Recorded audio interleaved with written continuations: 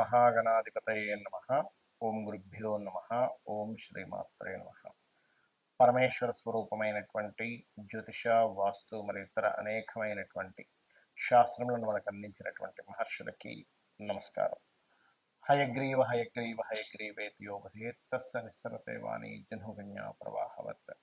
అరుణాం కరుణాతరంగితాక్షీం ధృతపాశాంకుశపుష్పబాణచాపాం అనిమాదిభిరావృతాం మయూకైః అహమిత్యేవ విభావయే భవాని. శ్రీమాత్రే నమః.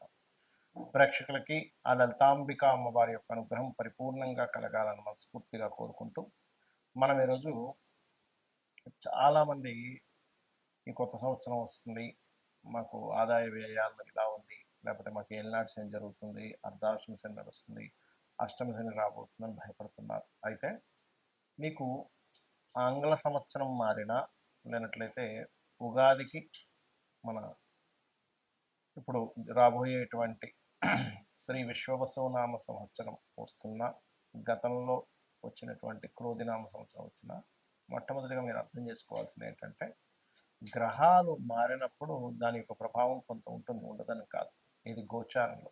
కానీ మీ పర్సనల్ చార్ట్లో ఎలా ఉంది, అసలు మీరు ఎటువంటి పాటిస్తే ఏ లగ్నం వారు ఎటువంటి ఇబ్బంది లేకుండా హాయిగా సంతోషంగా లాభదాయకంగా ఉంటారు, ఏ ఏ లగ్నం వారు లేదా లగ్నం తెలియని రాశి వారు అనే విషయాన్ని ఇప్పుడు మనం తులాలగ్నము తులారాశి తులవారికి కనుక చూసుకున్నట్లయితే, ఇక్కడ మీ రాశి వారికి ఈ ఇందులో ఉండే నక్షత్రాలు చూసుకున్నట్లయితే చిత్తా 3-4 పాదాలు, స్వాతి విశాఖ నక్షత్రం ఉంటుంది. అయితే ఈ యొక్క విషయాలు చెప్తుంది నేనైనప్పటికీ కూడా చెప్పేస్తున్న సాక్షాత్ లలిత అమ్మవారిగా భావిస్తూ, చిత్తా 3-4 పాదాల వారు ఎక్కువగా స్కందుని ధ్యానం చేసుకుంటున్నట్లయితే ఓం స్కందాయ నమః అనే నామస్మరణ చక్కటి ఫలితాలు ఇస్తుంది.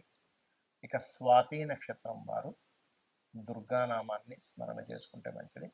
విశాఖ వారు విశాఖ 1-2-3 పాదాలు తులారాశిలో ఉంటాయి కాబట్టి మీరు ఎక్కువగా దక్షిణామూర్తిలో ఓం దక్షిణామూర్తయే నమః లేదా ఓం జయ గురుదత్త శ్రీ గురుదత్త అనే నామస్మరణ చక్కటి ఫలితాలు ఇస్తుంది. అయితే మీకు ఎప్పుడైతే 12లో కేతు ఉన్నాడో, ఈ 12లో ఉన్నటువంటి కేతువు ప్రధానంగా మీకు జూన్ వరకు ఎటువంటి కొత్త ఇన్వెస్ట్మెంట్స్ చేయకూడదు అనేటువంటి సూచిస్తుంది. ఎందుకంటే కేతువు మీద కుజుడు దృష్టి కూడా ఉంది కాబట్టి జూన్ తర్వాత ఏదైనా కొత్త ఇన్వెస్ట్మెంట్స్ చేసుకోండి. అలాగే పంచమంలో రాహు యొక్క సంచారం ఏదైతే ఉందో, ఈ రాహు పంచమంలో ఉన్నందుకు జూన్ తర్వాత ఏదైనా సంతాన సంబంధించిన విషయంలో ప్లాన్ చేసుకునేటప్పుడు కూడా కొంచెం చూసుకొని చేసుకోవాలి. 6లోకి వెళ్ళిపోయాడు తర్వాత రాహు, మంచిదే, దానిలో ఎటువంటి ఇబ్బంది లేదు. అదేవిధంగా 5లోకి వస్తున్నాడు రాహు అండ్ 6లోకి శని వెళ్ళిపోతున్నాడు అనుకోండి. ఎందుకంటే ప్రస్తుతం ఇప్పుడు శని ఉన్నాడు పంచమంలో, కాబట్టి శని జూన్ వరకు ఉంటాడు కాబట్టి కొంచెం ఈ సంతాన సంబంధించిన విషయంలోని కొంచెం జాగ్రత్తగా ఉండాలి. దాని తర్వాత రాహు వస్తాడు. రాహు వచ్చినప్పుడు కూడా కొంతమంది ఐవీఎఫ్లు ఐవీఎల్ చేయించుకునేటప్పుడు కొద్దిగా అంటే అటువంటి వాటికి యోగిస్తుంది రాహు, కాకపోతే కొంచెం చూసుకొని చేయాలి. కాకపోతే పంచమ రాహు కొద్దిగా రాజకీయ నాయకులకి మంచిది. అయితే ఇక్కడ గురువు 9వ స్థానంలోకి, ప్రజెంట్ 5వ స్థానంలో, అష్టమ స్థానంలో ఉన్నాడు గురువు.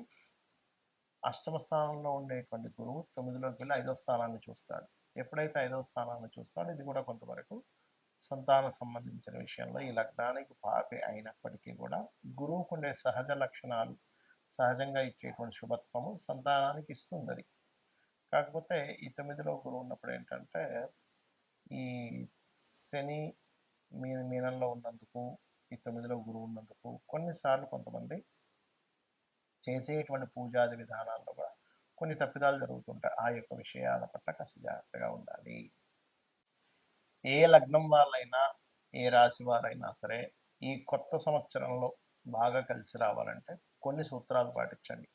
మీకు ప్రతిసారి ఎదురు చూస్తూ ఉంటారు, ఈ సంవత్సరం నుంచి బాగుంటుందేమో, ఇంకో సంవత్సరం నుంచి బాగుంటుందేమో, ఇప్పటికైనా నా కష్టాలు పోతాయేమో ఎదురు చూడటం కాదు, కొన్ని పాటిస్తే ఖచ్చితంగా క్లియర్ అవుతాయి. ఏమిటవి అంటే, ఒకటి, ఈ గ్రహాల యొక్క ప్రభావం అంతా కూడా మన కర్మని ఆధారం చేసుకుని ప్రభావితం, అంటే అవి ప్రభావం చూపిస్తూ ఉంటాయి.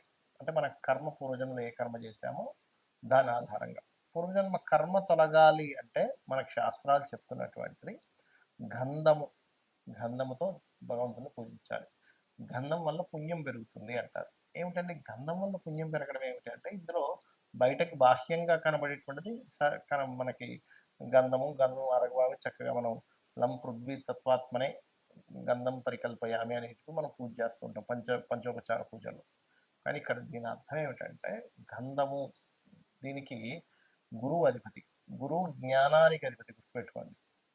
అంటే మీకు కనుక జ్ఞానం వచ్చినట్లయితే ఆటోమేటిక్గా పాపం తొలగిపోతుంది. మన శాస్త్రాలు కూడా ఇవే చెప్తున్నాయి, అంతే కదా.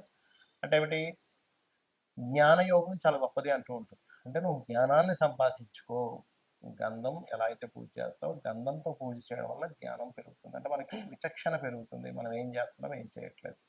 అందుకని ఖచ్చితంగా గంధంతో పూజ చేయాలంటారు. అందుకే గంధము, ధూపము, దీపము, నైవేద్యము, పుష్పము, ఈ పంచోపచారాలు చేస్తుంటాం. అయితే ఇక్కడ నిత్యము ఉదయము సాయంత్రం ఒక దీపం పెట్టి ఒక్క 10 నిమిషాలు కూర్చొని చూడండి. మీ లైఫ్ ఏ సంవత్సరం వచ్చినా ఖచ్చితంగా మంచి మార్పు వైపు వెళ్తూ ఉంటుంది. ఇక రెండవ విషయం ఏంటంటే మీకు దగ్గరలో ఆలయం ఏదైనా ఉన్నట్లయితే అందులో ప్రధానంగా మాకు శని యొక్క ప్రభావం ఎక్కువ ఉందండి, ఏలినాటి శని ఎక్కువగా ఉంది అనుకునేవారు ఒకటే చెప్తాను, ఆంజనేయ స్వామి ఆలయానికి వెళ్ళి చూడండి. లేదండి నాకు దగ్గరలో ఆంజనేయ స్వామి ఆలయం లేదు, చక్కగా స్కందుడి ఆలయం ఉంటుంది, సుబ్రహ్మణ్యేశ్వర స్వామి, లేదా అది కూడా లేదు కొన్ని గణపతి, అది కూడా లేదండి కనీసం రావి చెట్టు ఉందనుకోండి. ఎందుకంటే రావి చెట్టుకి శాస్త్రాల్లో కర్మ విపాకం లాంటి గ్రంథముల్లో చెప్పినటువంటిది ఏమిటి అంటే చాలా స్పష్టంగా అందులో బ్రహ్మ విష్ణు శివాత్మకమైనటువంటిది అని చెప్పడం జరిగింది. కాబట్టి రావి చెట్టు చుట్టూ చక్కగా ప్రదక్షిణం చేయండి. రావి చెట్టు వేప చెట్టు కలిసి ఉన్నదైనా పర్వాలేదు, లేదా నరసింహస్వామి ఆలయం అయినా పర్లేదు, లేదా అమ్మవారి ఆలయం. ఎందుకంటే ఒకే పరమాత్మ ఇన్ని రూపాల్లో ఉన్నాడు, గుర్తుపెట్టుకోండి. అయితే మరి ఇవే ఎందుకు చెప్పారండి, ఇంకా వేరే కూడా చెప్పొచ్చు కదా, ఇంకా చాలా ఉన్నాయి కదా అంటే శని యొక్క ప్రభావాన్ని, మీ కర్మ యొక్క ప్రభావాన్ని తగ్గించేటువంటిది వీటికి ఉంటుంది. ఎందుకు అంటే ఈ దేవతా ఆరాధనకి ఉష్ణ సంబంధించినటువంటి ఫైరీ రిలేటెడ్ సంబంధించినటువంటి ఇప్పుడు ఆ తత్వం ఉంటుంది. ఇప్పుడు శని భగవానుడి యొక్క ప్రభావం ఉంది అనుకోండి ఉదాహరణకి, దాని గురించి టెన్షన్ పడకండి, చెప్తున్నాను నేను ఉదాహరణ. అది కోల్డ్, మీరు గమనించండి, ఎవరికైనా జన్మజాతకంలో శని ప్రభావం వారి మీద ఉందనుకోండి, వాళ్ళకి జలుబు చేయడం ఎక్కువగా, లేదా బద్ధకము, నీరసము ఇవి ఎక్కువగా ఉంటుంటాయి కామన్గా. సరే తర్వాత చేద్దాం, పోస్ట్ పోన్ చేయడం, ఇది కోల్డ్ రిలేటెడ్ సంబంధించింది, ఇది హీట్ రిలేటెడ్ సంబంధించింది. హీట్ ఎక్కడైతే ఉంటుందో కోల్డ్ రిలేటెడ్ తగ్గుతుంది. అలాంటప్పుడు అందుకే ఏం చెప్తారు, ఎక్సర్సైజ్ చేయండి, వాకింగ్ చేయండి, ఏదైనా గేమ్స్ ఆడండి, ఇవన్నీ చెప్తూ ఉంటారు. ఎందుకు అంటే దాని ప్రభావం పోవాలి, మార్స్ రిలేటెడ్ ఎనర్జీ పెరగాలి అనేటువంటి భావంతో. సో ఏదైనా ఆలయానికి వెళ్ళడం, గోశాలకు వెళ్ళి గోవులకి ఏదైనా తినిపించడము, ఏదైనా ఆలయంలో సేవాది కార్యక్రమాలు జరుగుతుంటే అక్కడికి వెళ్ళి మీ సేవ ఏదైనా చేయడం.